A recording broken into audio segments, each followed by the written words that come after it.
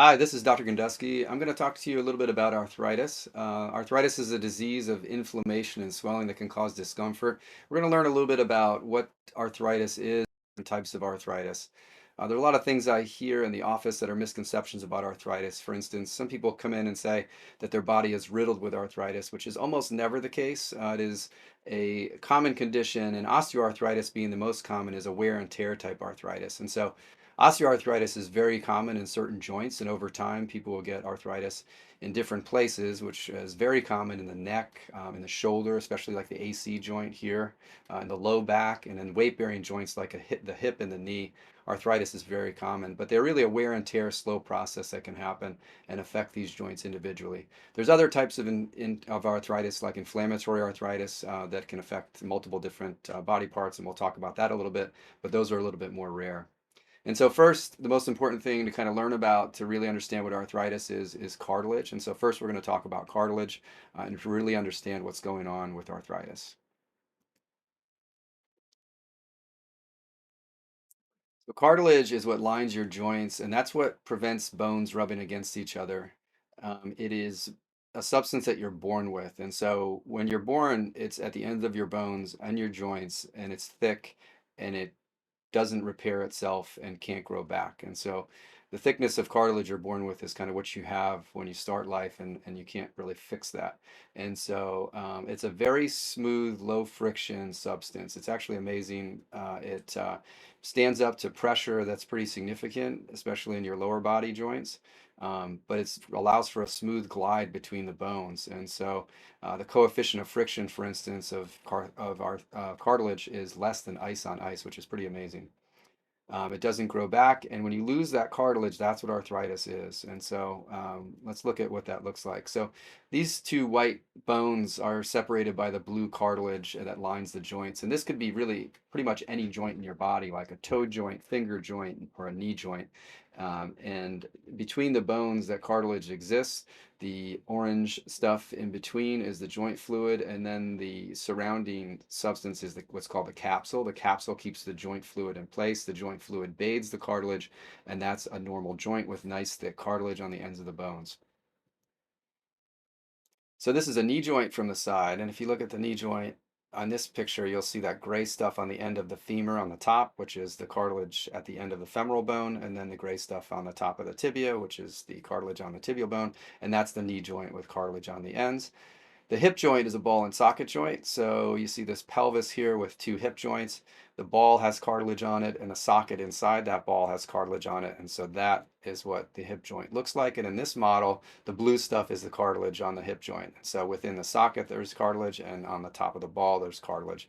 And so again, that's nice and smooth and slick and helps you prevent pain. So why do we get joint pain when we have arthritis? Well, when you lose the cartilage, the bone rubs against each other. So I often use an example of two marbles. So if you take two marbles and you have some oil between them and they're lubricated, when they roll against each other, there won't be any wear and everything will be smooth and everybody's happy. When that oil goes away, and if you had just two dry marbles, those marbles would rub against each other and cause friction and wear and irritation. And that's really what arthritis is. When we look in a joint, for instance, with a joint replacement, the bones that are worn out with cartilage loss actually really look like two marbles that have been rubbing against each other, and they grind themselves down. And so that process is what causes inflammation in the joint, and that causes pain and swelling. So very commonly that irritation irritates the joint lining. The joint lining produces fluid, so the joint gets swollen, and the joint is then very uncomfortable. So this is a common process. And so let's look at the knee joint. For instance, in the knee joint, healthy knee here. So if you look at where the red arrow is, the space between the bones is the cartilage space. And that is what it looks like in a knee joint when you have healthy cartilage. So in a knee, it's very important to get weight-bearing x-rays, because if the patient is not weight-bearing, they won't be putting stress between the bones, and you won't be able to really tell if that joint is collapsing when the patient's walking. But in this x-ray of the healthy knee, you can see the space between the bones there on that red arrow, and that's what cartilage will do. It will separate the ends of the bones because the cartilage is there, and you cannot see the cartilage on the x-ray. When you have mild arthritis, you get a little bit of loss of that space. So again, that red arrow in the middle shows a little bit of loss of the cartilage space between the bones, but not really severe. And then in severe arthritis, this is very obvious, the difference between the one with a healthy knee and the severe arthritis. There's no more space between the bones, complete bone on bone, and no. And when the patient walks, those two bones are rubbing against each other and causing pain. So that's bone on bone arthritis, no more cartilage, and you can see that difference there between the healthy and the severe arthritis. In a hip joint, similarly, the hip is a ball and socket joint, and so you can see the ball of the femur and then the socket around the femur. And at the top of the ball, you can see the space between the socket and the femur. That's where the cartilage space is in a hip, and that's a normal, healthy hip on your left.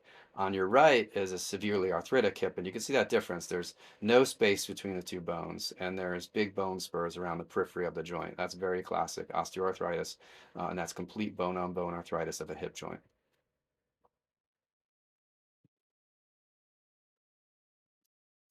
Let's talk a little bit about arthritis type. So we talked about osteoarthritis, and we'll talk about it a little bit more, which is wear and tear type arthritis. Again, the most common type of arthritis. Inflammatory arthritis conditions exist. They cause inflammation in a little bit of a different way. Inflammatory arthritis conditions you may have heard of, things like rheumatoid arthritis and gouty arthritis.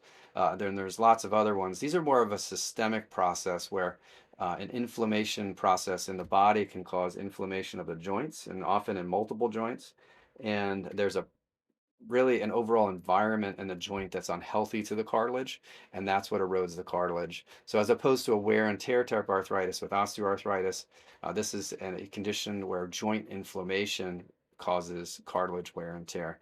And so this condition, inflammatory arthritis conditions like rheumatoid arthritis, are commonly managed by rheumatologists with medical treatment, including things like oral medicines and injections, in order to decrease inflammation throughout the entire body because it tends to affect multiple joints. And in order to control the overall inflammatory process that's happening inside the body, newer medicines, which are actually incredible at preventing symptoms from inflammatory arthritis, help prevent the inflammation in the joint. And by helping prevent the inflammation in the joint, the environment of the joint is healthier and cartilage is less likely to get eroded. And then the patient is less likely to have joint discomfort, joint swelling, and ultimately loss of cartilage that can lead to really severe arthritic pain.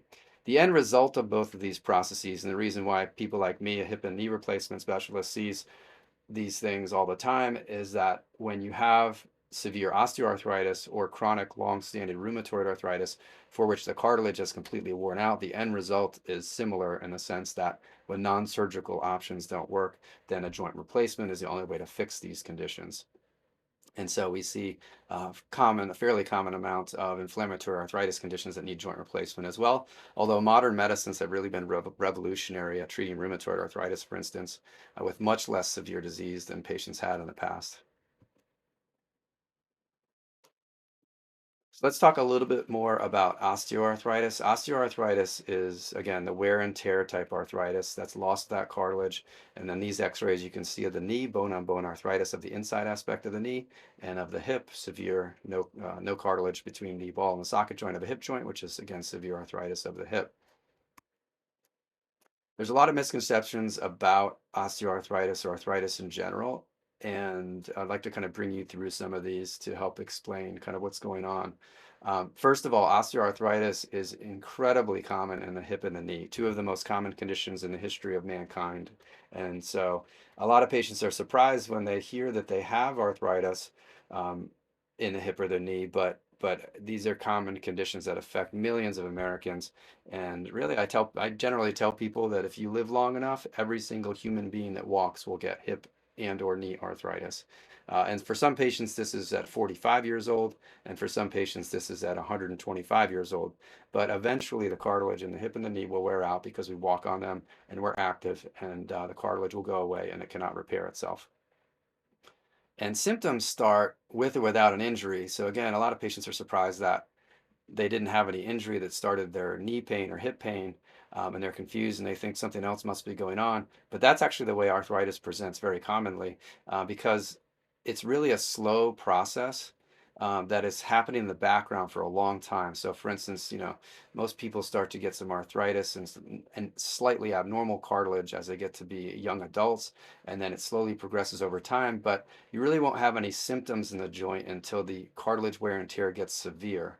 And then when it does, and it reaches that critical level where there's really not much of any left, then you start having symptoms. So the onset of the actual symptoms are oftentimes very acute. They come on and all of a sudden. And so patients are surprised by that because they think, they didn't have an injury and they haven't had slow progressive pain over 20 years. So, they think that it can't be arthritis.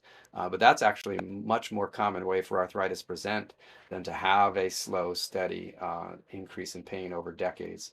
And so, again, that's a very common thing that happens. Symptoms of arthritis include pain, aching, swelling, and a sense of instability. So generally, people have pain and ache in the joint. The joint will swell, and in a hip joint, you can't really tell the swelling in a hip joint. It's very deep.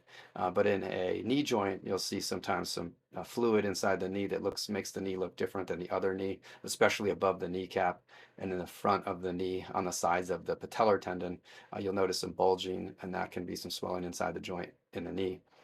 Also, a lot of times people will complain of a sense of instability with arthritis of the hip and knee, and it's very commonly not a true ligamentous instability. So it's not like a patient who ruptured their ACL who feels unstable and has a truly unstable knee on exam.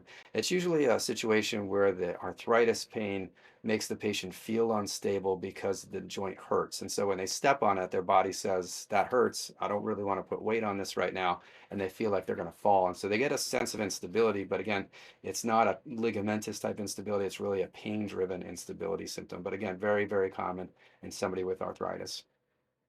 In the knee joint, the pain will be all over the place very commonly. So it's a little bit hard to localize in a knee, and patients will commonly complain of pain in the front and back and sides of the knee. When you have a bow-legged type knee, which is called varus arthritis of the knee, the pain will very commonly be on the inside aspect of the knee. So on the inside, and sometimes radiate all the way down to the inside aspect of the ankle, all the way down the leg. In patients with a knock-knee type knee arthritis, which often causes arthritis on the outside of the knee joint, the pain will be more commonly on the outside of the knee and in the back of the knee and the front of the knee.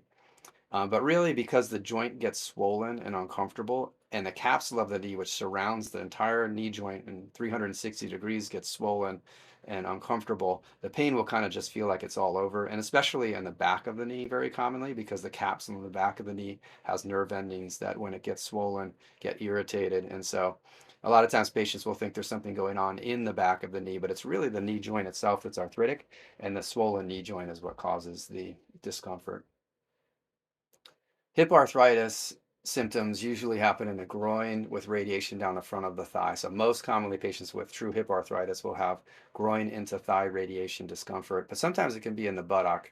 And there's a talk I have about both knee arthritis and hip arthritis where you can learn a little bit more specifically about the symptoms or the possible diagnoses of a hip and knee problem. But these are the most common symptoms for a hip, which is radiation from the groin down the thigh, and then again, sometimes in the buttock.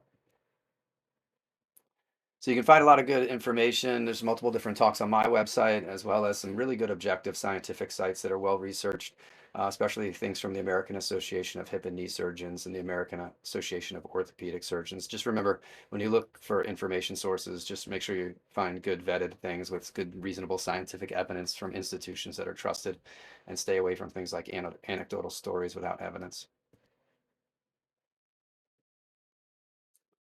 Well, thank you. I hope the talk on arthritis was helpful to help understand things about arthritis in terms of what to expect and what it is, and possibilities. There are some other talks where we'll talk about specifically the hip and the knee, and then also about treatment options for these conditions. Thank you.